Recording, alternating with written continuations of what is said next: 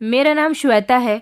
मैं नहीं जानती थी कि मैं इतनी खुशहाल रहने वाली लड़की एक दिन अपने घर वालों की मर्जी से शादी करने के बाद अपनी ज़िंदगी को पूरी तरह से बर्बाद कर लूँगी। मुझे क्या पता था कि अपने माता पिता का कहना मानने वाली लड़कियां शादी के बाद इतनी बुरी ज़िंदगी गुजारती हैं। मेरा शायद भाग्य ही ऐसा था कि शादी के बाद मुझे कभी कोई खुशी नसीब ही नहीं हुई।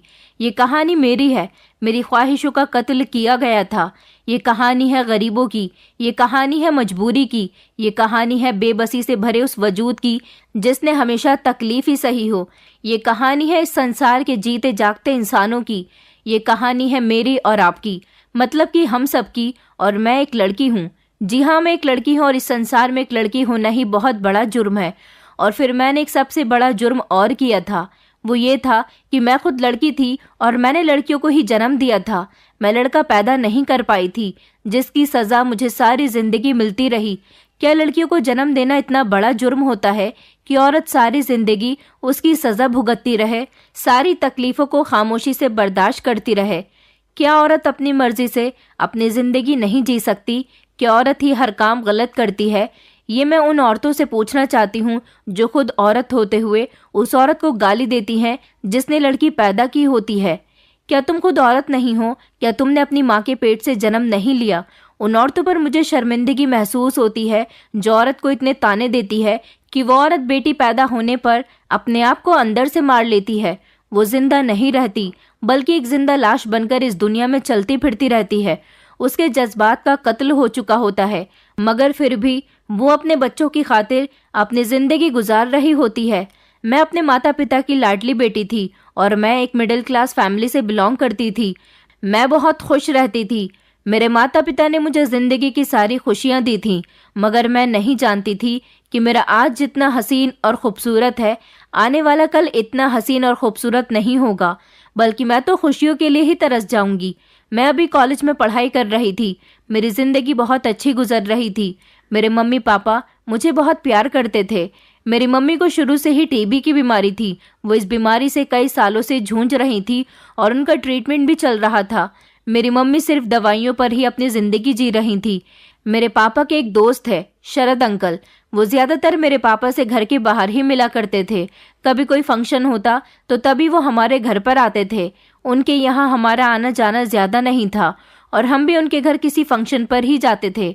शरद अंकल काफ़ी दिनों से मेरे पापा से हमारे घर आने के लिए कह रहे थे। मम्मी भी गहरी सोच में पड़ी हुई थी, क्यों शरद अंकल हमारे घर क्यों आना चाहते हैं, और तो और वो अपनी पत्नी को भी हमारे घर लेकर आना चाहते हैं। पापा कहने लगे कि ऐसा भी तो हो सकता है कि वो तुम्हारी तबीयत देखने के लिए हमारे यहाँ आना चाहते हों। इसमें कोई बड़ी बात नहीं है। मैंने उनसे कह दिया है कि आप हमारे घर जब आना चाहो आ सकते हो। मैं तो ज़्यादातर अपनी पढ़ाई में ही बिजी रहती थी।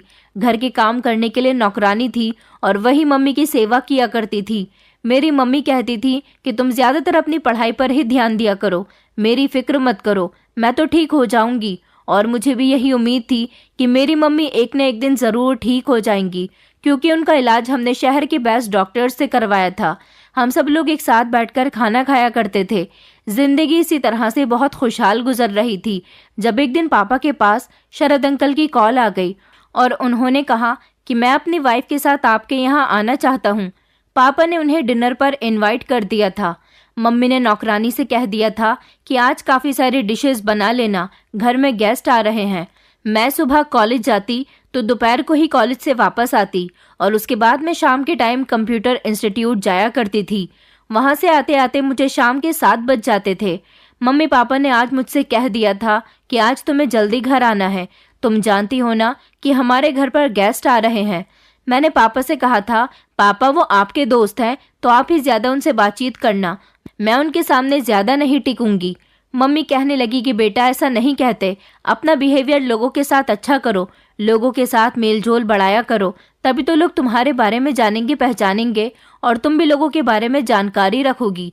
मम्मी पापा का यही कहना था कि हमें शरद अंकल और उनकी वाइफ का अच्छी तरह से वेलकम करना है और तुम उसमें हमारा साथ दोगी। आखिर तुम भी तो हमारे घर के मेंबर हो। वो लोग क्या कहेंगे कि बेटी कितनी घमंडी है। मैंने कहा था अच्छा ठीक है, मैं जल्दी ही घर आ जाऊंगी और मेहमानों के साथ भी अच्छा बिहेव करूंगी। रात के 8 बजे तक शरद अंकल और उनकी फैमिली हमारे घर पर आ गई थी। मैंने देखा कि शरद अंकल मुझे देखकर बड़ा खुश हो रहे थे और कह रहे थे कि तुम्हारी बेटी तो बड़ी सुंदर है। उन्होंने मेरे पापा से कहा कि मैंने तुम्हारी बेटी को जब देखा था तब वो काफ़ी छोटी हुआ करती थी, मगर अभी कुछ दिन पहले देखा तो सोचा कि ये लड़की कौन है। तुम्हारी बेटी जिस कॉलेज में जाती है वहीं पर मेरी बेटी भी जाती है।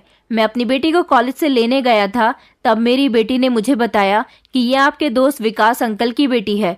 मुझे तुम्हारी बेटी को देखकर बड़ी खुशी हुई थी और फिर मैंने सोचा कि हम लोग तुम्हारी बेटी से मिलने घर ज़रूर जाएंगे। मैं तो शरद अंकल की बातें सुनकर बड़ी हैरान हुई थी। फिर उनकी वाइफ भी मेरे साथ बहुत अच्छा बिहेव करने लगी। उन्होंने मुझे अपने पास बिठाया और कहने लगी कि तुम बहुत सुंदर हो, हम भी अपने बेटे की शादी करना चाहते हैं और तुम्हारे जैसी ही खूबसूरत और इंटेलिजेंट लड़की की तलाश कर रहे हैं। उनकी बात सुनकर अचानक मेरी नज़रें शर्म से झुक गई थी, जबकि मेरे मम्मी पापा भी उनकी बात पर कंफ्यूज हो गए थे। थोड़ी देर के बाद मैं अपने कमरे में आ गई थी, क्योंकि अब वो लोग आपस में बैठकर कुछ ज़रूरी बातें कर रहे थे। मुझे उन लोगों के बीच बैठना ठीक नहीं लगा। उसके बाद क्या हुआ क्या नहीं ये मैं नहीं जानती। जब उन लोगों के जाने का समय हुआ तब मेरे पापा ने मुझे आवाज़ लगा ली थी। शरद अंकल की वाइफ और शरद अंकल मेरे लिए कुछ गिफ्ट्स लेकर आए थे। उन्होंने मुझे वो गिफ्ट्स दिए और उसके बाद वो अपने घर चले गए थे।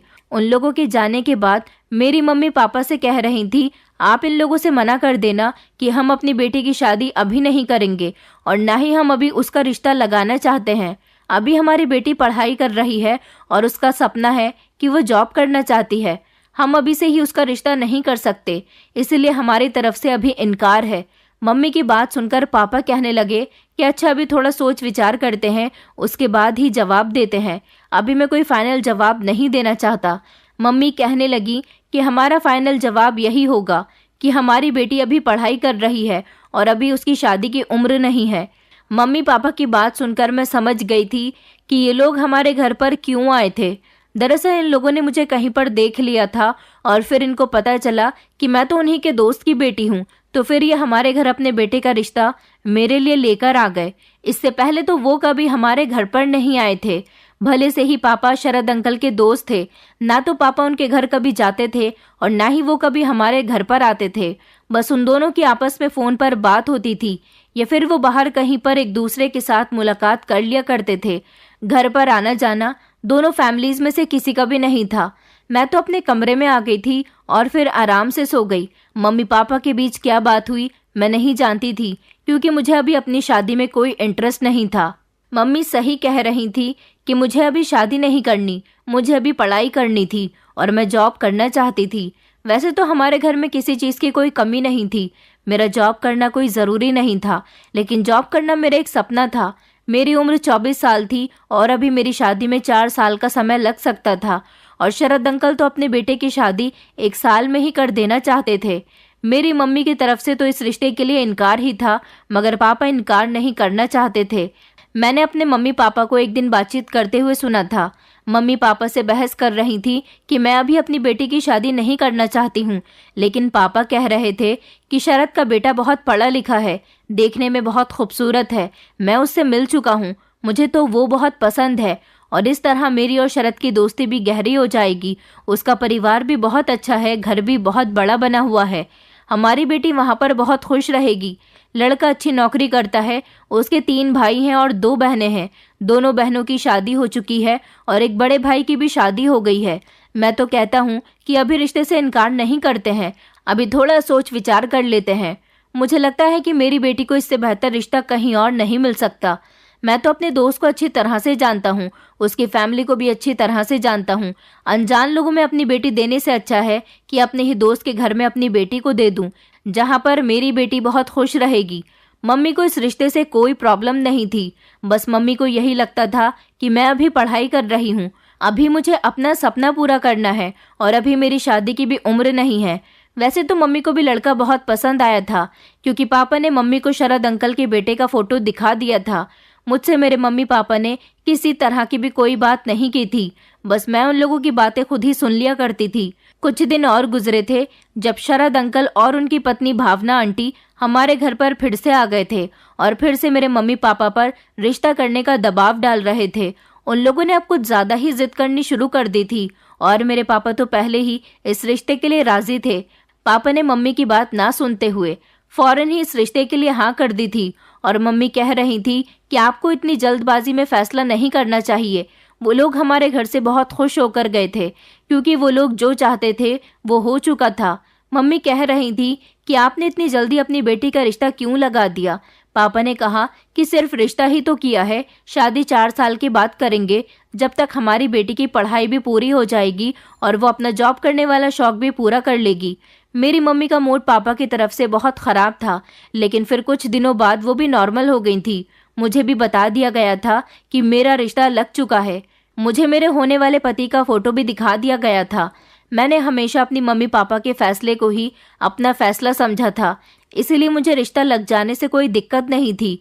मेरे मम्मी पापा ने जब मुझसे मेरी मर्जी पूछी तो मैंने कह दिया कि जैसा आप लोग चाहते हैं मैं उसी में खुश हूँ। मेरे मम्मी पापा ये बात तो अच्छी तरह से जानते थे कि उन्होंने अपनी बेटी की परवरिश अच्छे तरीके से की है, इसलिए उनकी बेटी कभी भी उनके फैसले के खिलाफ नहीं जाएगी।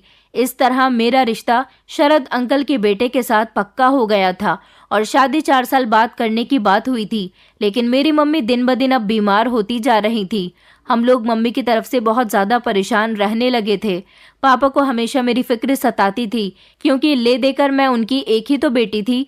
पापा चाहते थे कि उनकी बेटी की शादी माता और पिता दोनों के सामने हो जाए, मगर ऐसा नहीं हो सका। मम्मी की तबीयत इतनी ज़्यादा सीरियस रहने लगी कि एक दिन मम्मी हम लोगों को छोड़कर चली गई। मैं अपनी मम्मी की मौत पर बहुत रोई थी और बहुत ज़्यादा तड़प रही थी। मम्मी के जाने के बाद पापा भी सदमे में रहने लगे थे और उन्हें भी बीमारियों ने जकड़ लिया था। 6 महीने के अंदर अंदर हमारे घर का पूरा माहौल बदल कर रह गया था। पापा ने जब अपनी हालत को देखा तो सोचने लगे कि उन्हें अपनी बेटी की शादी कर देनी चाहिए। अगर उन्हें भी कुछ हो गया तो उनकी बेटी का क्या होगा? वो अकेले कैसे सब कुछ करेगी? मेरे पापा ने फैसला कर लिया था कि वो जल्द से जल्द मेरी शादी कर देंगे। मैंने पापा से कहा भी था कि मैं आपको छोड़कर कहीं नहीं जाऊंगी। मम्मी तो चली गई हैं और मैं भी चली गई तो आपका ख्याल कौन रखेगा? लेकिन पापा ने कहा कि मेरी खुशी की खातिर तुम्हें शादी करनी होगी। तुम नहीं जानती कि शरद के बेटे मुकुल के साथ तुम बहुत ज़्यादा खुश रहोगी। मैं अपने हाथों से तुम्हारा कन्यादान करना चाहता हूँ। पापा ने मुझे बहुत समझाया था और फिर उन्होंने मुझे अपनी बीमारियों का वास्ता देकर मुझे शादी करने पर मजबूर कर दिया था। इस तरह मेरी शादी शरद अंकल के बेटे मुकुल के साथ हो गई थी और फिर मैं अपनी ससुराल आ गई। मुझे हमेशा अपने पापा की याद सताती रहती थी। हमेशा उनकी फिक्र लगी रहती थी कि वो घर में अकेले क्या कर रहे होंगे, कैसे रहते होंगे, मगर अब कुछ नहीं हो सकता था। मैं अपनी ससुराल आ गई थी और अपने मायके की कभी कभी की मेहमान बन गई थी। अब मेरा घर यही था और यहीं से ही मुझे अपनी ज़िंदगी की नई शुरुआत करनी थी। मेरे ससुराल में सास ससुर और एक जेठ जेठानी भी थे। मेरी जेठानी के 2 बेटे थे। बड़े बेटे की उम्र 10 साल थी और छोटे बेटे की उम्र 8 साल थी। ससुराल के शुरू के दिन तो मेरे ठीक गुजरे थे, मगर शादी के 3 महीने बाद ही मेरी सास ने शोर मचाना शुरू कर दिया कि उन्हें बच्चा चाहिए। वो अपने घर में पोता पोती की आवाज़ सुनना चाहती हैं, मगर अभी तो सिर्फ हमारी शादी को 3 महीने ही हुए थे। अब ये सब मेरे हाथ में तो नहीं था, लेकिन मेरी सास रोज़ मुझ पर इस बात का दबाव डालती थी कि जल्द से जल्द मुझे खुशखबरी सुनाओ। वैसे तो घर में सबसे ज़्यादा मेरी सास की चलती थी, लेकिन हर बात का फैसला मेरे ससुर ही किया करते थे। उनका कहा फैसला पत्थर की लकीर होता था। शरद अंकल मतलब कि मेरे ससुर, उनकी अपनी एक इलेक्ट्रॉनिक्स की दुकान थी और मेरा पति जॉब करता था। हम सब लोग एक साथ ही एक घर में जॉइंट फैमिली बनकर रहते थे। सब लोगों का खाना भी एक जगह ही बनता था। मेरा पति मुझसे बस नॉर्मल सा ही प्यार करता था। मेरी सास जैसे पहले दिखती थी ऐसी अब बिल्कुल भी नहीं रही थी। मेरे ससुराल में आने के बाद वो पूरी तरह से बदल गई थी। मेरा पति हमेशा अपनी माँ का कहना मानता था, अपनी माँ के पल्लू से बंधा रहता था। मेरी सास जेठानी को छोड़कर मुझसे ही घर के सारे काम करवाती थी। मेरी सास का कहना था कि मेरी बड़ी बहू ने तो शादी के 1 महीने बाद ही मुझे खुशखबरी सुना दी थी, लेकिन तुम्हारी शादी को धीरे धीरे 5 महीने हो गए और अभी तक मेरे कान खुशखबरी सुनने के लिए तरस रहे हैं।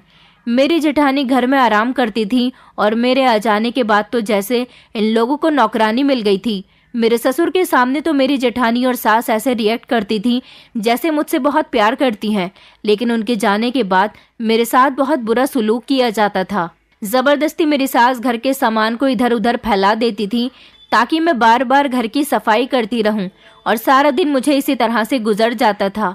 अगर मैं अपनी जेठानी और सास की कोई शिकायत अपने पति से करना चाहती तो मेरा पति पहले ही कह दिया करता था कि मैं अपने घर वालों के बारे में कुछ नहीं सुनूंगा। पत्नियां ऐसी ही होती हैं, अपने पति को उसकी फैमिली के खिलाफ भड़काती हैं और फिर घर का माहौल खराब होता है। अपने पति की बात सुनकर मैं खामोश हो जाती थी। एक दिन तो मेरी सास ने हद ही कर दी थी। अभी तो मैं किचन में से सारे बर्तन धोकर बाहर आई थी, फिर मैं वापस किचन में गई तो देखा कि मेरी जेठानी ने दोबारा से बर्तनों को गंदा कर दिया। साफ और गंदे बर्तन एक जगह मिला दिए थे। मैंने दोबारा से किचन को साफ किया और सारे बर्तन भी धोए थे। एक दिन मेरे ससुर जी घर जल्दी वापस आ गए थे और उन्होंने मुझे ढेर सारा काम करते हुए देख लिया था, जबकि मेरी जेठानी अपने बच्चों के साथ अपने कमरे में सो रही थी और मेरी सास भी अपने कमरे में सो रही थी। दोपहर का समय था। मेरे ससुर ने देखा कि मैं बर्तन धो रही हूँ और बाकी घर में सब लोग आराम कर रहे हैं, तो उन्हें इस बात पर बहुत गुस्सा आया था और उन्होंने मेरी सास को डांट लगाई थी। उनके घर से जाने के बाद मेरी सास मुझ पर गुस्सा करने लगी थी और कह रही थी कि अगर आगे से मेरे पति से मेरी कोई शिकायत करने की कोशिश की तो अपने बेटे से कहकर तुझे डिवोर्स दिलवाकर इस घर से निकलवा दूंगी। अगर खामोशी से इस घर में रहना चाहती है तो मेरी शिकायत किसी से भी करने की ज़रूरत नहीं है। मैं अपने मायके जाना चाहती थी, लेकिन मेरी सास मुझे जाने ही नहीं देती थी। मेरा पति भी काम में ज़्यादातर बिजी ही रहता था, तो अपनी पत्नी की ज़रूरत सिर्फ बिस्तर पर ही पड़ती थी। उसके अलावा सारा दिन उसकी पत्नी के साथ क्या होता है वो इस बात को जानने की कोशिश भी नहीं करता था। इस घर में मेरे दिन और रात रो रो कर गुजर रहे थे। एक मेरे ससुर ही थे जो अच्छे इंसान थे, लेकिन उनको भी कुछ बताने के लिए मेरी सास ने मुझे मना कर दिया था। इसी तरह मेरी शादी को 8 महीने गुजर गए थे। मेरा एक देवर था जो कुंवारा था और अभी अभी अपनी पढ़ाई पूरी करके हॉस्टल से अपने घर आ गया था। उसे यहाँ पर आए हुए 1 महीना हो गया था। मेरे पति ने उसकी नौकरी अपनी ही कंपनी में लगवा दी थी। अब मेरी सास चाहती थी कि वो अपने छोटे बेटे की भी शादी कर दे। मेरी सास ने देवर के लिए लड़कियां तलाश करनी शुरू कर दी थी और अपने छोटे बेटे के लिए वो अपनी पसंद की लड़की लेकर आई थी, जबकि मेरी जेठानी भी मेरी सास की ही पसंद की थी और मुझे मेरे ससुर ने पसंद किया था, इसलिए मेरी सास मुझे पसंद नहीं करती थी। उनका कहना था कि आदमी को इस बात की पहचान नहीं होती कि अपने घर की बहू किसको बनाना है, किसको नहीं। सबसे अच्छी पहचान तो औरत को ही औरत की होती है। मेरे देवर की शादी हो चुकी थी, हालांकि पूरी शादी में मुझे नौकरानी बनाकर रख दिया गया था। जैसे तैसे मेरे देवर की शादी हो गई। मुझे काफ़ी टाइम हो गया था। मैं अपने पापा से मिलने के लिए नहीं गई थी, न ही मेरे पास मोबाइल था जो मैं उनसे बात कर सकती। लेकिन मेरे देवर की शादी में मेरे पापा आए थे और उन्होंने मुझसे कहा था कि बेटी तुम मेरे हालचाल लेने भी मेरे घर पर नहीं आती। मैंने देखा कि मेरी सास और मेरी जेठानी का ध्यान इधर उधर है, तो मैंने अपने पापा को सारी बात बता दी थी कि मेरे साथ इस घर में कैसा सुलूक होता है। मेरी बात सुनकर पापा चौंक गए थे। उन्होंने मुझे गौर से देखा और कहने लगे, तभी तो मेरी बेटी पहचान में नहीं आ रही। मेरी बेटी शादी से पहले कितनी खुश रहा करती थी और शादी के बाद तो इतनी कमज़ोर हो गई। तुम फिक्र मत करो, मैं शरद से बात करूंगा, वो ज़रूर अपनी पत्नी और बेटे को समझाएगा। डर की वजह से मैंने अपने पापा के आगे हाथ जोड़ लिया और कहा कि पापा प्लीज़ शरद अंकल से इस बारे में कोई बात मत करना। आप नहीं जानते, उनकी पत्नी बहुत खतरनाक है। मैंने अपने पापा को 2-3 वास्ते दिए तो वो कहने लगे कि अच्छा ठीक है, लेकिन तुम अपना ख्याल रखना, कोई भी परेशानी हो तो मुझे बुलाना खामोशी से। ससुराल में होने वाले जुर्म बर्दाश्त मत करना। पापा से अपना दिल हल्का करने के बाद मैं बहुत खुश हुई थी। मेरी देवरानी की शादी को भी 1 महीना ही गुजरा था जब उसने गुड न्यूज़ दे दी कि वो प्रेग्नेंट है। घर में चारों तरफ खुशी का माहौल छा गया था। मेरी देवरानी का मकाम भी मेरी जेठानी की तरह ही हो गया था, जबकि एक मैं थी जो अभी तक प्रेग्नेंट नहीं हुई थी और इसी वजह से अपने ससुराल वालों के जुल्म बर्दाश्त कर रही थी। मैं बड़ी परेशान थी कि ना जाने क्या होगा। अब देवरानी के हिस्से का भी सारा काम मुझे ही करना पड़ता था और फिर भगवान से लाख प्रार्थना करने के बावजूद भगवान ने मुझे माँ बनने की खुशी भी दिखा दी थी। एक दिन मैं आंगन की झाड़ू लगा रही थी जब अचानक बेहोश हो गई और फिर जब मेरा डॉक्टर से चेकअप करवाया गया तो पता चला कि मैं प्रेग्नेंट हूँ। मेरी तो खुशी के ठिकाने ही नहीं थे।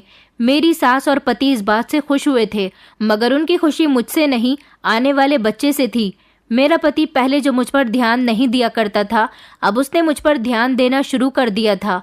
मैं भगवान का शुक्रिया अदा कर रही थी कि बच्चा पैदा होने के बाद शायद मेरी ज़िंदगी ठीक हो जाएगी।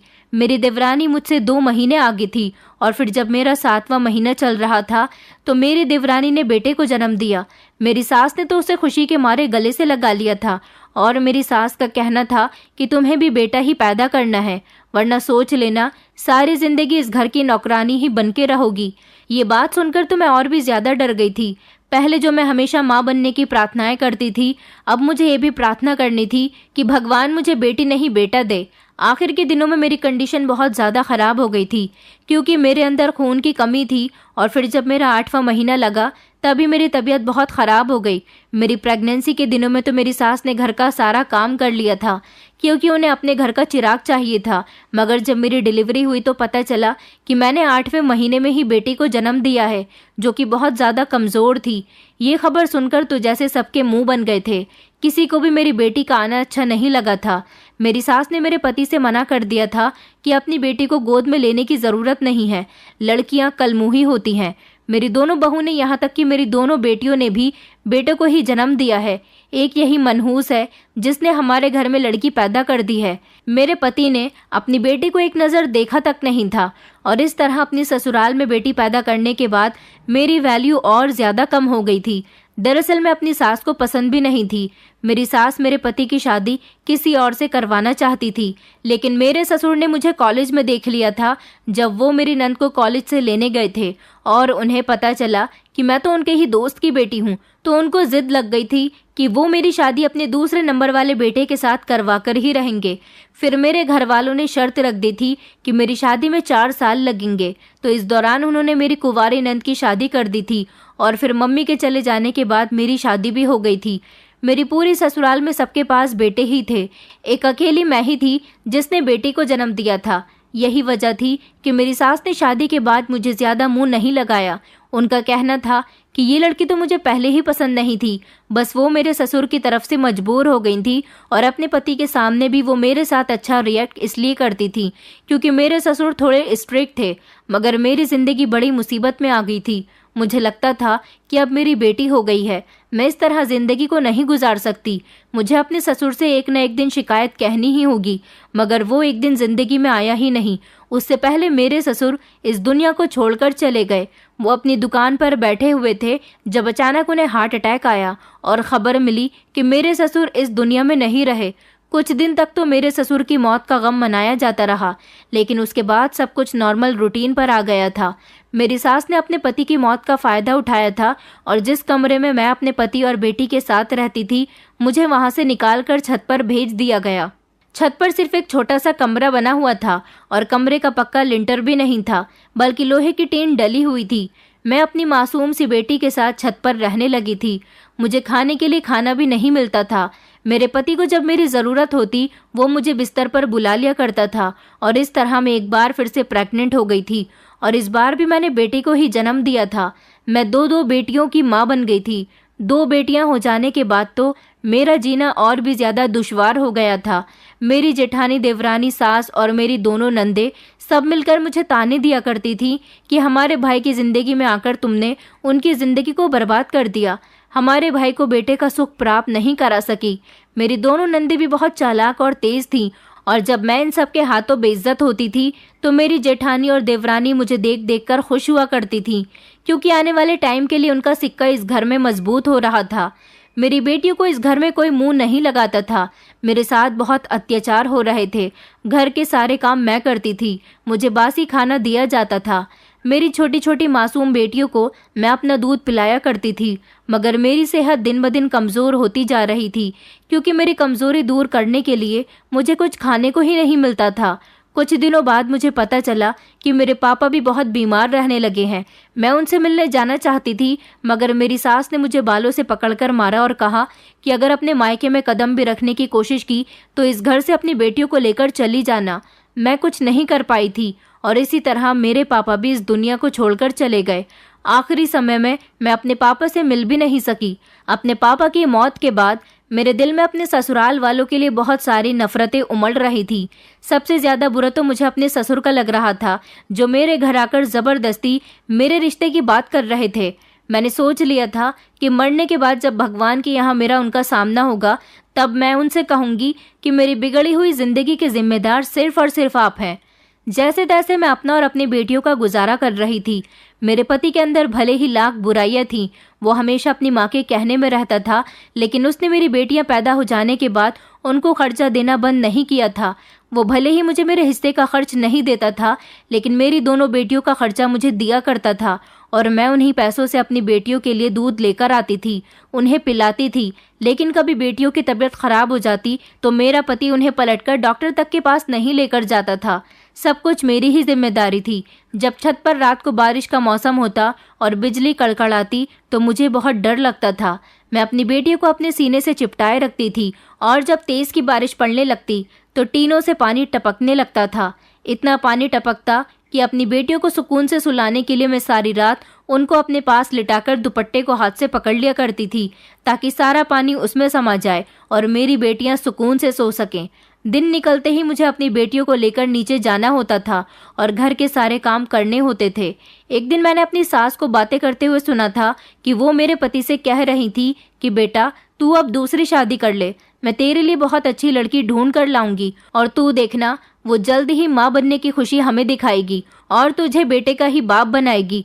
मुझे ये बात सुनकर बहुत गुस्सा आया था और तो और मेरा पति दूसरी शादी करने के लिए तैयार भी हो गया था। लेकिन मेरी सास ने कहा कि उसके लिए पहले तुझे अपनी इस पत्नी को डिवोर्स देनी होगी। ये बात सुनते ही मेरे होश उड़ गए और मैं अपने पति के पैरों में जाकर गिर गई और उनसे कहा कि प्लीज़ मुझे डिवोर्स मत देना। मेरी दो बेटियां हैं, तुम्हारे बिना इनका क्या होगा, मैं इन्हें कहाँ लेकर जाऊंगी। तो मेरी सास ने मुझे जोर से धक्का दिया और कहने लगी कि मनहूस, तेरी हिम्मत भी कैसे हुई मेरे बेटे को हाथ लगाने की। अपनी बेटियों को लेकर यहाँ से निकल जा, हमारे घर में रहने की तुझे कोई ज़रूरत नहीं है। मैं अपने बेटे की दूसरी शादी करवाना चाहती हूँ। मैंने कहा नहीं मम्मी जी, मुझ पर ये जुल्म मत करो, मेरी छोटी छोटी बेटियां हैं, उनके सर से पिता का साया मत छीनो। मेरी सास ने उस दिन मुझे बहुत मारा था और मुझे अफसोस इस बात पर हो रहा था कि मेरा पति खामोशी से मुझे पीटता हुआ देखता रहा। मुझे उस पर बहुत गुस्सा आया था और फिर मैं तंग आकर अपनी बेटियों को लेकर उस घर को छोड़ आई थी। मेरे पति और सास ने मुझे रोकने की कोशिश भी नहीं की थी, यहाँ तक कि मेरे देवर, जेठ, जेठानी और देवरानी में से भी किसी ने मुझे नहीं रोका था, बल्कि वो लोग तो मुझे जाता हुआ देखकर मुस्कुरा रहे थे और मैं रोती हुई अपनी दोनों बेटियों को लेकर घर से निकल आई थी। उन लोगों को फर्क नहीं पड़ता था कि मैं कहाँ जा रही हूँ कहाँ नहीं, क्योंकि मेरा सबसे बड़ा जुर्म था कि मैंने बेटियों को पैदा किया था। मैं अपनी बेटियों को लेकर अपने मम्मी पापा के घर पर आ गई थी। वहां देखा तो ताला लगा हुआ था। पड़ोस वाली आंटी ने मुझे घर की चाबी दे दी थी और कहा था कि तुम घर के अंदर चली जाओ, मैं अभी थोड़ी देर में आती हूँ, तुम्हें कुछ बताना चाहती हूँ। मैं घर के अंदर अपनी बेटियों को लेकर आ गई थी। थोड़ी देर के बाद पड़ोस वाली आंटी आई और उन्होंने मुझे कुछ पेपर्स दिए। उन्होंने कहा कि श्वेता, तुम्हारे पापा मरने से पहले ये पूरा घर तुम्हारे नाम कर गए। ये इसी घर के पेपर्स हैं जो कि तुम्हारे नाम हो चुके हैं। वो अपने सारे मोहल्ले वालों के सामने इस वसीयत को बनाकर गए हैं। तुम तो शादी के बाद यहाँ आती ही नहीं थी। मैं तो तुम्हारा काफ़ी समय से इंतज़ार देख रही थी कि तुम कब यहाँ पर आओ और मैं तुम्हें ये पेपर्स दूँ। अब तुम इस घर की मालकिन हो। पड़ोस वाली आंटी की बात सुनकर मेरे दिल को एक अजीब सा सुकून मिल गया था। मुझे अपने पापा की बहुत याद आई थी, जो मरने से पहले ये घर अपनी बेटी के नाम कर गए थे। मैं अब यहाँ पर अपनी बेटियों के साथ रह रही थी, मगर सोचने वाली बात ये थी कि मुझे रहने के लिए सिर्फ घर मिला था। अपनी बेटियों की परवरिश के लिए और उनकी पढ़ाई लिखाई के लिए मेरे पास पैसे कहाँ से आएंगे। अभी तो मेरी बेटियाँ छोटी थीं, मुझे कोई ना कोई काम तो करना ही था। मैं पढ़ी लिखी थी, इसीलिए मैंने नौकरी ढूंढने का फैसला कर लिया था। मेरी बड़ी बेटी तो 5 साल की हो गई थी, जबकि छोटी बेटी 3.5 साल की थी। मैं अपनी बड़ी बेटी को पड़ोस वाली आंटी के पास छोड़ दिया करती थी और छोटी बेटी को लेकर नौकरी करने जाने लगी थी। मैंने एक अस्पताल में नर्स की नौकरी करना शुरू कर दी थी। अस्पताल में मैं अपनी बेटी को लेकर जाती थी तो मुझे दिक्कत तो बहुत आती थी, लेकिन मेरे भाग्य में इन दिक्कतों का सामना करना भी लिखा हुआ था। मैं जैसे तैसे नौकरी कर रही थी और अपनी बेटियों को पाल रही थी। जिंदगी इसी तरह से गुजरते गुजरते आगे बढ़ गई। मेरे ससुराल वालों ने तो मेरी खैर खबर लेने की कोशिश ही नहीं की। मुझे नर्सिंग करते हुए 2 साल गुजर गए थे, मगर नर्सिंग करने में मुझे बड़ी परेशानी का सामना करना पड़ा था। मेरी बेटियां अभी भी छोटी ही थी और उनसे घर के काम नहीं आते थे। मैं चाहती थी कि मुझे कोई और नौकरी मिल जाए। फिर मुझे आइडिया आया कि हमारे घर के ऊपर वाला पोर्शन तो खाली पड़ा हुआ है, मुझे उसमें किराएदार रख देने चाहिए। कुछ उसका किराया आएगा और कुछ मैं नौकरी करके पैसे कमाऊंगी तो मेरी बेटियों की परवरिश अच्छी होगी। मैंने घर के ऊपर वाले पोर्शन में किराएदार तो डाल दिए थे, लेकिन आजकल महंगाई ज़्यादा थी, इसलिए अपना और अपनी बेटियों का गुजारा करना मेरे लिए अभी भी मुश्किल था और मुझे सही से नौकरी नहीं मिल रही थी। फिर मेरे पास एक दिन हॉस्पिटल में काम करने वाली एक नर्स की कॉल आई। उसने मुझे बताया कि तुम्हारे लिए एक नौकरी है, अगर तुम चाहो तो कर सकती हो। मैंने कहा, हाँ बताओ कौन सी नौकरी है, अगर मेरे हिसाब से ठीक हुई तो मैं कर लूँगी। तो उसने मुझे बताया कि एक आदमी है, वो दिमागी मरीज है, तुम्हें उसका ख्याल रखने के लिए जाना है। सिर्फ 2-3 घंटे की बात है। सारा दिन तो उसको इंजेक्शन देकर बेहोश कर दिया जाता है। वो सारा दिन और सारी रात सोता रहता है, दिन के सिर्फ 2-3 घंटे ही जागता है। मैंने कहा, अच्छा ठीक है, मैं देख लूँगी। उसने मुझे एड्रेस सेंड कर दिया था और मैं उस एड्रेस पर चली गई थी। ये एक छोटा सा घर था। मैंने जैसे ही दरवाज़ा खोला तो दूर बैठी हुई एक औरत को देखकर मेरे पैरों तले से ज़मीन निकल गई थी, क्योंकि ये औरत कोई और नहीं, मेरी सास थी। मेरी सास आंगन में बैठी हुई सब्जी काट रही थी। ये घर तो वो नहीं था जहाँ पर मेरी शादी हुई थी, ये तो किसी और का घर था। मगर मैं ये सोचकर कंफ्यूज हो रही थी कि इस घर में मेरी सास क्या कर रही है। अपनी सास को देखकर मैंने अपना चेहरा छुपा लिया और अंदर चली गई। मेरी सास कहने लगी कि तुम कौन हो? तो मैंने उन्हें बताया कि मैं नर्स हूँ, शायद आपने मुझे नौकरी पर रखने के लिए बुलाया था। मेरी सास को याद आ गया और फिर वो मुझे कमरे के अंदर ले गई। कमरे में जो इंसान बिस्तर पर लेटा हुआ था और जिसका मुझे ख्याल रखना था, उस इंसान को देखकर मेरे होश उड़ गए थे, क्योंकि वो इंसान भी मेरा पति ही था और बेहोश बिस्तर पर लेटा हुआ था। उसकी हालत बहुत ज़्यादा ख़राब हो रही थी। मेरी सास अपने बेटे की हालत को देख देख कर रो रही थी। मैंने अपनी सास से पूछा कि इनको क्या हुआ था। मेरी सास कहने लगी, बस बेटी क्या बताऊं, मैं अपने बेटे की दूसरी शादी करवाना चाहती थी। शादी वाले दिन ही इसकी होने वाली पत्नी किसी और के साथ भाग गई और हम लोग एक बड़े से घर में रहते थे, जहां पर मेरी 2 बहुएं थीं, एक बड़े बेटे की बहू और एक छोटे बेटे की बहू। मेरे इस बेटे की पत्नी तो एक दिन अपनी बेटियों को लेकर हमारा घर छोड़कर चली गई थी। मैंने उसे तलाश करने की कोशिश नहीं की, क्योंकि मैं और मेरा बेटा सब यही चाहते थे। मगर फिर मेरे दोनों बेटों ने हमारे साथ चालाकी दिखाई और दोनों भाइयों ने चालाकी से मेरे इस बेटे का हिस्सा भी अपने नाम कर लिया और फिर हम दोनों माँ बेटों को घर से बाहर निकाल दिया। हम लोग सड़क पर आ गए थे। मेरा बेटा पागलों जैसी हरकतें करने लगा, क्योंकि उसकी भाभियों ने उसे अपनी मीठी मीठी बातों में फंसाया था कि अब तो तुम्हारी पत्नी भी नहीं रही और वो अपनी बेटियों को लेकर यहाँ से जा चुकी है। मैं अपने बेटे की दूसरी शादी करवाना चाहती थी, लेकिन वो लोग मेरे बेटे की दूसरी शादी नहीं होने देना चाहती थीं। इसलिए उन्होंने मेरे बेटे को अपनी मीठी मीठी बातों में फंसाकर उसे उसका हिस्सा अपने दोनों भाइयों के नाम करने वाले पेपर्स पर धोखे से साइन ले लिए और हम दोनों माँ बेटे की घर में कोई इज्जत नहीं रही। फिर एक दिन ये हुआ कि हमें घर से बाहर निकाल दिया। मेरे बेटे की हालत बहुत बुरी हो गई थी। ये अपना सब कुछ खो बैठा था। ये मेरे बेटे के दोस्त का घर है। मेरे बेटे के दोस्त ने उसे रहने के लिए घर दे दिया, मगर मेरे बेटे को ऑफिस से भी निकाल दिया गया। न जाने हम पर ऐसी कौन सी मुसीबत आई थी कि हमें ये सब कुछ झेलना पड़ा। मेरा बेटा धीरे धीरे इस सबसे तंग आकर डिप्रेशन का शिकार होने लगा और फिर पागलों जैसी हरकतें करने लगा। मैं बूढ़ी हो चुकी हूँ, किस तरह से अपने बेटे की सेवा करूँ। हम लोग पूरी तरह से बर्बाद हो गए। मेरे बेटे का इलाज भी उसका दोस्त ही करवा रहा है। बेटी, मैं तो एक बूढ़ी औरत हूँ, अपने बेटे का ख्याल नहीं रख सकती। तुम ही मेरे बेटे का ख्याल रखो, उसे समय पर दवाइयाँ दो और फिर उसे ठीक करने की कोशिश करो। अपनी सास की सारी बातें सुनकर मेरी आंखों में आंसू आ गए थे और मुझे अपना बीता हुआ कल याद आने लगा था। मगर फिर मैंने सोचा कि इन लोगों के साथ इतना गलत कैसे हो सकता है। मेरे साथ भले ही इन लोगों ने बहुत गलत किया था, लेकिन मैंने कभी भी इनको कोई बद्दुआ नहीं दी थी। कहते हैं ना कि इंसान सब कुछ इग्नोर कर देता है, मगर भगवान सब कुछ देख रहा है, कोई इंसाफ जरूर करता है। मेरे साथ भी इंसाफ हुआ था। मेरे पति और मेरी सास को उनके किए की सजा मिल गई थी। जिन बहुओं और बेटों को वो बहुत अच्छा समझती थी, उन्हीं ने उनको घर से बाहर निकाल दिया था और ये दोनों माँ बेटा सड़क पर आ गए थे। मैंने अपने पति की सेवा करने का फैसला कर लिया था। मैं अपने पति की सेवा करती थी, मगर मुझे अभी तक ना तो मेरी सास पहचान पाई थी और ना ही मेरा पति, क्योंकि मैं हमेशा अपने चेहरे को ढकी रहती थी। मेरी सास मुझसे कहती भी थी कि बेटी, तुम अपने चेहरे से मास्क को उतार दिया करो, लेकिन मैं उनसे कहती थी कि हम लोग नर्स हैं, इसलिए पेशेंट की इसी तरह से सेवा करते हैं, अपने चेहरे से मास्क नहीं उतार सकते। मैं अपने पति को समय पर दवाइयाँ देती थी। मेरी ड्यूटी भले ही 2-3 घंटे की थी, मगर मैं ज़्यादा से ज़्यादा टाइम यहाँ पर गुजार रही थी और अपने पति को जल्द से जल्द ठीक करना चाहती थी। और मेरी कोशिशों के बावजूद मेरा पति ठीक भी होने लगा था। मुझे यहाँ से अच्छे खासे पैसे मिल रहे थे, क्योंकि मेरे पति का दोस्त, जो उसके बचपन का दोस्त था, उसने हमेशा ही मेरे पति का साथ दिया था। वो बहुत अमीर था और मेरे पति का इलाज करवा रहा था। मैं कई दिनों तक किसी तरह अपना चेहरा छुपाकर अपने पति की सेवा करती रही और धीरे धीरे मेरा पति ठीक होने लगा था। मैं अपने पति को बेहोशी का इंजेक्शन तब लगाया करती थी जब मैं उसके घर से अपने घर आने वाली ही होती थी। मेरे सामने वो जागकर मेरे साथ बातचीत करता रहता था। मैं उसके सारे काम किया करती थी। एक दिन उसने मेरा हाथ थाम लिया और कहने लगा कि तुम्हें देखकर मुझे एक अजीब सा अपनापन महसूस होता है। ऐसा लगता है जैसे तुम्हारा और मेरा कोई रिश्ता है। मगर मुझे माफ़ करना, मैं तुमसे ऐसी बातें करना तो नहीं चाहता, लेकिन मेरा दिल तुमसे ऐसी बातें करने पर मजबूर हो रहा है। उसने कहा, मुझे अपनी पत्नी की बहुत याद आती है।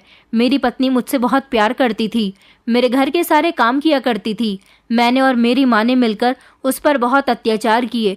वो मेरी 2 बेटियों की माँ थी और फिर भी मैंने अपनी बेटियों को भी पलटकर नहीं देखा। फिर एक दिन मेरी पत्नी खुद ही मुझसे तंग आकर छोड़कर चली गई और साथ में मेरी दोनों बेटियों को भी ले गई। मेरे साथ जो कुछ भी हुआ, मुझे लगता है कि ये सब उसी का नतीजा है जो मैंने अपनी बेटियों और अपनी पत्नी के साथ किया। मेरा पति ये कहते हुए रोने लगा था और अपने पति की बातें सुनकर मेरी आंखों में भी आंसू आ गए थे। जब मैं घर जाती थी तो मेरी बेटियां कहती थीं कि मम्मी, घर बहुत देर में आती हो, जल्दी आया करो। लेकिन मैं अपनी बेटियों को क्या बताती कि मैं जिंदगी के किस मोड़ पर आ गई थी। मुझे ना जाने क्यों अपने पति की सेवा करना अच्छा लगता था। भले ही मेरे पति ने मेरे साथ बहुत कुछ गलत किया था, शायद भगवान ने मेरे हाथों उसकी सेवा लिखी हुई थी। जब मेरा पति अपने कमरे में आराम कर रहा होता था तो मेरी सास मुझे अपने साथ बिठा लिया करती थी। मेरी सास कहती थी कि तुम बहुत अच्छी हो। ऐसे ही मेरी बहू भी थी, घर के सारे काम किया करती थी, लेकिन उसने कभी उफ तक नहीं की। मैंने और मेरे बेटे ने उसे बहुत परेशान किया, सिर्फ इसलिए क्योंकि उसने बेटे पैदा नहीं किए थे। वो बेचारी हमारी वजह से ना जाने कहाँ होगी, किस हाल में अपनी ज़िंदगी गुजार रही होगी। मेरे जिन बहुओं ने बेटे पैदा किए, मैंने उन्हें इज्जत दी, और जिस बहू ने बेटियां पैदा की, मैंने उसकी इस घर में कभी इज्जत बनने ही नहीं दी। यहाँ तक कि हमेशा अपने बेटे को उसके खिलाफ भड़काया। और जब वो हमारे घर से चली गई, तब मेरी दोनों बहुओं ने अपने रंग दिखाने शुरू कर दिए। उनमें से एक ने भी मेरी कभी सेवा नहीं की, और तो और मेरे बेटे को भी अपनी मीठी मीठी बातों में फंसाकर उसे बेवकूफ़ बना दिया। और मेरी बेटियों ने भी अपनी माँ और भाई के हालात को कभी पलटकर नहीं देखा। वो भी अपने उन दोनों भाई भाभी के साथ मिल गईं। आज देखो हमारे हालात कितने बुरे हो गए। भगवान ने हमें हमारे किए की सज़ा दी है। मैं चाहती हूँ कि मेरी बहू मेरे सामने आ जाए और मैं उससे माफ़ी मांग लूँ, लेकिन क्या करूँ, उसका तो कुछ अता पता ही नहीं है। मैं इतनी बूढ़ी औरत, मैंने उसे ढूंढने की भी कोशिश नहीं की, और मेरा बेटा जो उसे ढूंढ कर लाता, वो भी अब बीमार पड़ा है। मैं चाहती हूँ कि भगवान उसके दिल में रहम डाल दे और वो खुद ही हमारे पास आ जाए। हम दोनों माँ बेटे उससे अपने गुनाहों की माफ़ी मांग ले और उससे कहें कि हमें माफ़ कर दे। फिर शायद भगवान हमारी ज़िंदगी को आसान बना दे। हम बहुत परेशानी भरी ज़िंदगी गुजार रहे हैं। अपनी सास की बातें सुनकर सच में मेरे दिल में रहम आ गया था, मगर मैं अब इन लोगों के साथ दोबारा से अपनी ज़िंदगी नहीं बसाना चाहती थी, क्योंकि अब मेरी ज़िंदगी काफ़ी आगे बढ़ गई थी।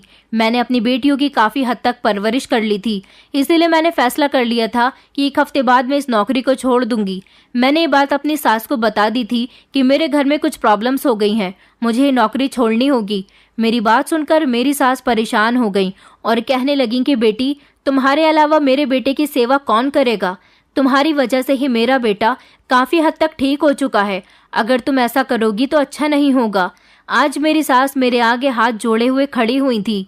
पहले वो दिन भी आया था जब मैंने अपनी सास के आगे हाथ जोड़े थे और अपने पति के पैरों में गिर गई थी और उनसे कह रही थी कि मुझे डिवोर्स मत देना, दूसरी शादी मत करना, वरना मेरी बेटियों का क्या होगा। मगर मेरी किसी ने नहीं सुनी थी। लेकिन मैंने अपनी सास को इग्नोर किया और मैं घर से बाहर निकल आई थी, और मैं आज अपनी बेटियों से लिपटकर बहुत ज़्यादा रोई थी। मैंने सोच लिया था कि मैं इस हफ्ते नौकरी और करके फिर नौकरी पर नहीं जाऊंगी, और पहले जो मैं नर्स की नौकरी किया करती थी वही किया करूंगी। अगले दिन जब नौकरी पर गई तो गर्मी बहुत ज़्यादा हो रही थी। मेरे पति को मैं दवाइयाँ दे रही थी जब अचानक मेरी सास कमरे में आई और मेरे पति को बताने लगी कि मैं सिर्फ 1 हफ्ते ही उनकी सेवा कर सकूंगी, उसके बाद मैं ये नौकरी छोड़ रही हूँ। मेरा पति अपनी माँ की बात सुनकर कहने लगा कि मैं आपसे हाथ जोड़कर विनती करता हूँ, मेरी बूढ़ी माँ है, ये मेरी सेवा नहीं कर सकेंगी। जब तक मैं पूरी तरह से ठीक नहीं हो जाता आप नौकरी मत छोड़ो, मैं आपके आगे हाथ जोड़ता हूँ। मेरा पति रोते हुए कह रहा था कि आज मुझे अपनी पत्नी की बहुत याद आ रही है और अपनी बेटियों की भी। अगर इस बीमारी के समय में मेरी बेटियां और मेरी पत्नी मेरे साथ होती तो वो मेरी कितनी सेवा कर रही होती। मेरी सास भी अपने बेटे के रोने पर रोने लगी थी। मेरी आंखों में भी आंसू आ गए थे, लेकिन मैं अब यहाँ और ज्यादा नहीं रह सकती थी कि मेरे अंदर इतनी हिम्मत नहीं थी कि मैं इन लोगों के साथ रह सकती। बस जितना समय मेरा गुजर चुका था वो काफी था। मुझे प्यास लग रही थी। मैंने देखा कि मेरी सास अपने बेटे के पास बैठी हुई हैं, तो मैं किचन में पानी पीने के लिए चली गई। मैंने पानी पीने के लिए अपना मास्क उतार दिया था और फिर मैं पानी पीकर पीछे पलटकर अपना मास्क लगाने ही वाली थी जब मैंने देखा कि मेरी सास मेरे पीछे खड़ी हुई थी और वो मेरा चेहरा देख चुकी थी। अपनी सास को किचन में देखकर मेरे होश उड़ चुके थे। मेरी सास की आंखों में एकदम आंसू आ गए और वो कहने लगी कि श्वेता, इसका मतलब तुम इतने दिनों से हमारे बीच हो और तुमने ये खबर हमें होने ही नहीं दी। मेरी सास एकदम इमोशनल हो गई थी और उन्होंने जोर जोर से रोना शुरू कर दिया और वो मेरा हाथ पकड़कर जबरदस्ती मुझे मेरे पति के सामने ले आई थी। मेरा पति भी मुझे देखकर फूट फूट कर रोने लगा था और वो कहने लगा कि तुम कहाँ चली गई थी। मैं अपने पति और सास के सामने नहीं आना चाहती थी, मगर आज मेरी सच्चाई इन दोनों के सामने आ गई थी। मेरी सास ने ही मेरे पति से कहा कि बेटा, आज हम दोनों श्वेता से माफी मांग लेते हैं, हमने इसके साथ बहुत गलत किया। उन दोनों ने मेरे आगे हाथ जोड़ दिए और रोने लगे। मेरा पति कहने लगा कि श्वेता, मेरी बेटियां कहाँ हैं? प्लीज मेरी जिंदगी में वापस आ जाओ। तुम्हारे जाने के बाद मेरी जिंदगी बेरंग हो गई। मैं भले ही तुम्हें प्यार नहीं करता था, मगर तुम्हारे जाने के बाद मुझे तुम्हारी अहमियत मालूम हो गई। पता चल गया था कि तुम कितनी कीमती थी। मैं अपनी बेटियों को एक्सेप्ट करने के लिए तैयार हूँ। मुझे अपनी बेटियों से मिलना है, मुझे उनसे भी माफी मांगनी है। मुझे तुम भी माफ कर दो श्वेता। मेरी सास भी हाथ जोड़कर मुझसे कहने लगी कि बहू, मुझे भी माफ कर दो। मैंने तुम्हारे साथ बहुत गलत किया। भगवान ने मुझे मेरे किए की सजा दे दी।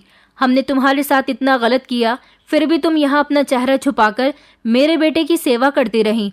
तुमसे अच्छा तो कोई हो ही नहीं सकता। आज मैं एक अजीब सिचुएशन का शिकार हो गई थी। मेरी समझ में नहीं आ रहा था कि मैं क्या करूं। ये दोनों माँ बेटा मेरे आगे इतनी बुरी तरह से रो रहे थे कि मेरा दिल भी पसीज गया था और मैं अपनी पुरानी सारी बातों को भूलने पर मजबूर हो गई थी। मैंने कहा था कि मैं आप लोगों को माफ कर देती हूँ, लेकिन कभी भी तुम्हें अपनी बेटियों की शक्ल नहीं दिखाऊंगी। तुम दोनों ने मेरी बेटियों की वजह से मेरे साथ बहुत गलत किया। मैंने उन दोनों की परवरिश बड़ी मुश्किल से की है। मेरा पति और मेरी सास मेरे पीछे हाथ जोड़ते रह गए थे, मगर मैंने उनकी कोई बात नहीं सुनी और फिर मैं घर से निकल आई थी। घर जाकर मैं बहुत रो रही थी जब मेरी बेटियां मुझसे पूछने लगी कि मम्मी क्या हो गया है। वो बेचारी छोटी थी, अभी उनकी उम्र ही क्या थी। फिर मैंने उनको पूरी बात बताई तो मेरी बड़ी बेटी कहने लगी कि मम्मी, हमें चलकर पापा के साथ रहना चाहिए। उन्होंने और दादी ने भले ही हमारे साथ बहुत गलत किया, मगर अभी वो परेशानी का शिकार हैं। हमें उनकी परेशानी में उनका साथ देना चाहिए।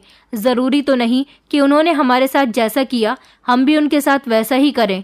अगर हम भी उनके साथ गलत करेंगे तो उनमें और हम में फ़र्क ही क्या रह जाएगा। और आपने तो मुझे हमेशा यही सिखाया है कि कोई हमारे साथ कुछ भी करे, लेकिन हमें हमेशा अच्छाई के साथ रहना है। मैं अपनी बेटी के मासूम चेहरे को देख रही थी, जो कितनी मासूम थी और कितनी समझदारी भरी बातें कर रही थी। उसने बहुत बड़ी बात कर दी थी। मैंने अपनी बेटियों की परवरिश अच्छी की थी और हमेशा उन्हें भलाई और अच्छाई के रास्ते पर चलने की सीख दी थी। यही वजह थी कि मेरी बेटी इतनी समझदारी की बात कर रही थी। मेरी बेटी कहने लगी कि हमें पापा के पास और दादी के पास वापस चलना चाहिए, उनका ख्याल रखना चाहिए। मैं अपनी बेटियों को अपने पति और सास के पास लेकर चली गई थी। मेरे पति और सास ने उन दोनों को गले से लगा लिया था और बहुत प्यार किया था। आज उन लोगों में प्यार देखकर मेरे चेहरे पर मुस्कुराहट आई थी और फिर मेरी मासूम बेटियों ने अपने पिता को माफ कर दिया था। जब मेरी बेटियों ने अपने पिता और दादी को माफ कर दिया तो फिर मैं कौन होती थी उनको माफ ना करने वाली। इसलिए मैंने भी उनको माफ कर दिया। मैं अपने पति और अपनी सास को अपने मम्मी पापा वाले घर में ले आई थी और वहाँ पर हम लोग एक साथ रह रहे हैं। मेरे पति की दिमागी हालत अपनी बेटियों को देखकर पूरी तरह से ठीक हो गई। मेरा पति आज भी अपने किए पर बहुत शर्मिंदा है, जबकि मेरी सास मेरी दोनों बेटियों से अपनी जान से ज़्यादा प्यार करती हैं। सब कुछ ठीक हो गया और ज़िंदगी अब पहले से कई गुना बेहतर हो गई। मैं आप लोगों से रिक्वेस्ट करना चाहती हूँ कि जिन बेटियों को आप लोग गलत समझते हैं, असल में एक न एक दिन वो बेटियाँ आपका ही सहारा बनती हैं। बेटियां बेटा तो ज़रूर बन जाती हैं, मगर बेटे हमेशा बेटी नहीं बन पाते। इसलिए बेटियों की अहमियत जानना सीखिए। दोस्तों, उम्मीद करती हूँ आपको हमारी कहानी पसंद आई होगी। कहानी पसंद आई है तो वीडियो को लाइक करें, चैनल पर नए हैं तो चैनल को सब्सक्राइब करें और हाँ, नोटिफिकेशन बेल को ज़रूर दबाएं ताकि अगली अपडेट सबसे पहले आपको मिले।